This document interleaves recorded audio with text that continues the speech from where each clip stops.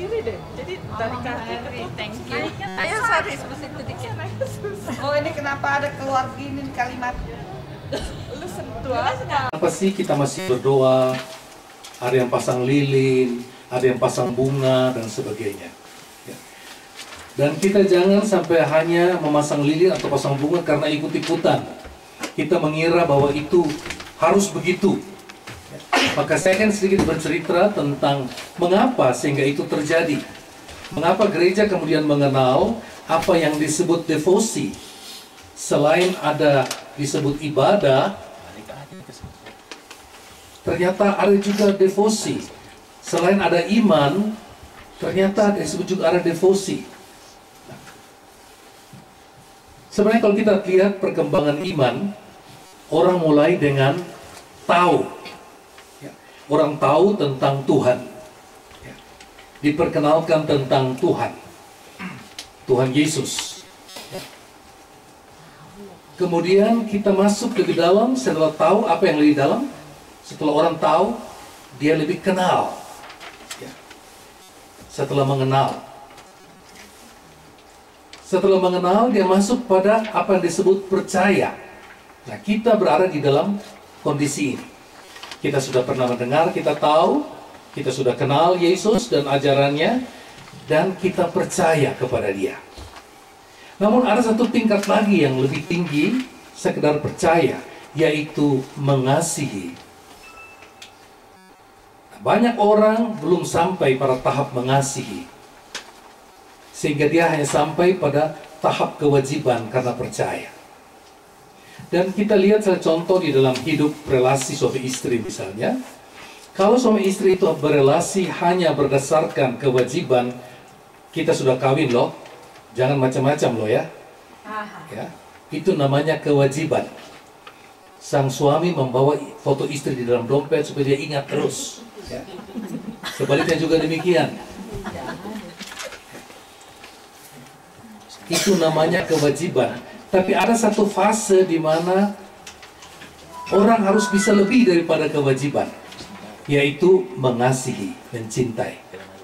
Kalau orang betul-betul saling mencintai, maka dia dengan sendirinya akan menghindari segala sesuatu yang bisa merusak relasinya dengan orang yang dia cintai. Kita mengalami sendiri betapa sulitnya kita menjaga hubungan kita dengan Tuhan. Seringkali kita sulit sekali menjaga diri kita untuk tidak jatuh dalam dosa karena kita belum mampu mencintai Tuhan. Maka di dalam sejarah gereja, orang-orang saleh tertentu memiliki relasi dengan Tuhan bukan hanya percaya, tapi mereka begitu jatuh cinta kepada Tuhan. Mereka jatuh cinta, sehingga mereka merasa tidak cukup mereka hanya berdoa. Mereka ingin ungkapkan cinta itu. Mereka memasang lilin, mereka menaruh bunga, mereka mencium gambar. Ya.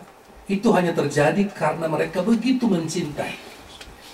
Nah, celakanya orang-orang yang belum mencintai, lihat-lihat orang yang mencintai itu buat, dia pikir harus begitu. Dia juga pergi cium, itu ikutan.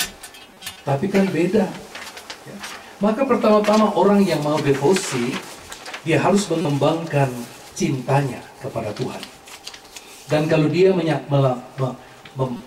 mengungkapkan tanda cinta, hendaknya itu merupakan kerinduan dia untuk mau mencintai. Walaupun dia belum sungguh-sungguh berhasil. Ya.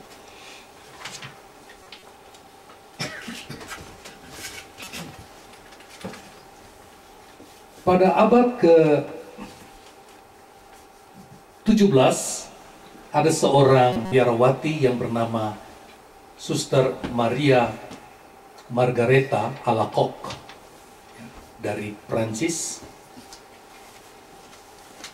Dia mendapat penampakan dari Yesus yang otentik. Dan dalam penampakan yang berulang kali, Yesus menunjukkan diri sebagai figur yang mau dicintai. Dan untuk itu Yesus menampakkan diri seperti yang digambarkan di sini.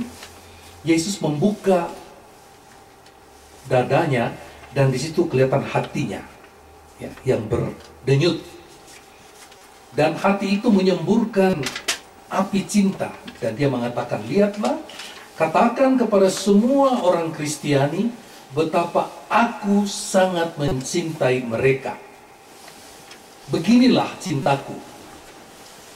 Hatiku rindu, hatiku sangat tertarik dan ingin supaya mereka juga mengenal hatiku.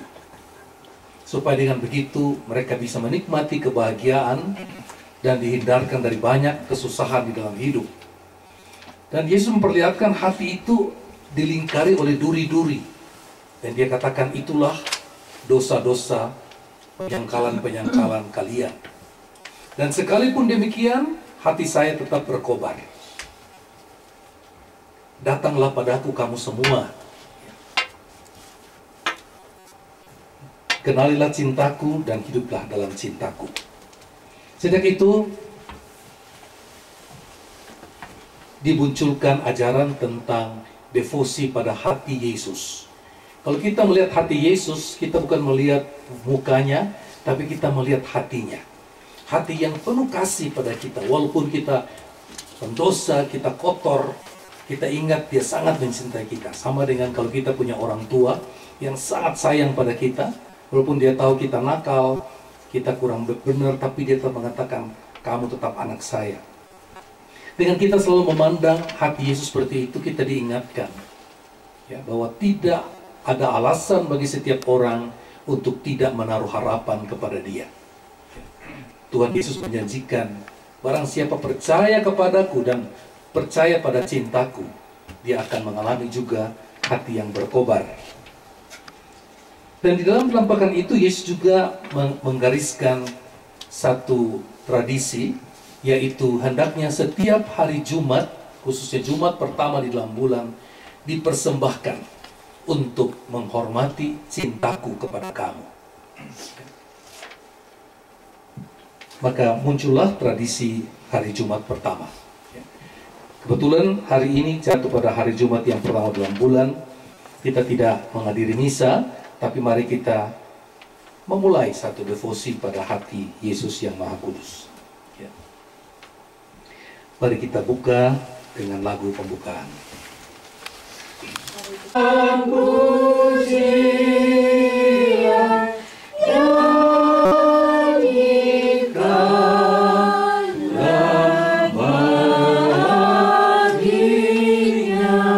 Bapa dan Putra dan Roh Kudus. Amin. Rahmat Tuhan kita Yesus Kristus, cinta kasih Allah, dan persekutuan Roh Kudus bersamamu. Dan bersama Roh Kudus. Mari di saat ini kita memberikan kesempatan pada hati kita dan juga pada hati Yesus supaya boleh berjumpa di dalam ibadat singkat ini. Mari kita berdoakan bersama-sama doa pembukaan. Hati kudus Yesus, kepadamu kami mengabdikan dan mempersembahkan diri, penghidupan, pekerjaan, pencobaan, dan segala penderitaan kami, sehingga diri kami dapat seluruhnya diabdikan untuk mencintai, menghormati, dan memuliakan-Mu. Inilah ketetapan dan kerinduan hati kami, agar kami seutuhnya menjadi milik-Mu. Semua ini kami lakukan demi cinta kepadamu, dan dengan sepenuh hati kami mau menjauhkan segala hal yang tidak berkenan di hati-Mu. Kami menerimamu, oh hati kudus Yesus, sebagai satu-satunya sumber cinta kasih, perlindungan hidup, keselamatan jiwa. Semoga setiap gembala gereja dan pemimpin agama diterangi oleh terang Injil dan boleh menjalankan tugas pewartaan dengan hati yang tulus dan sukacita dan penuh cinta kasih. Kami mohon. Aku berharap padamu. Hati kudus Yesus, aku berharap padamu. Hati kudus Yesus, aku berharap padamu. Hati kudus Yesus, aku berharap kepadamu. Hati kudus Yesus, aku berharap kepadamu. Hati kudus Yesus, aku berharap padamu. Betapa kau dihina, ampunilah kami ya Tuhan, sebab besarlah kasih-Mu. Yang kedua, Ya hati terus menyakitimu, ampunilah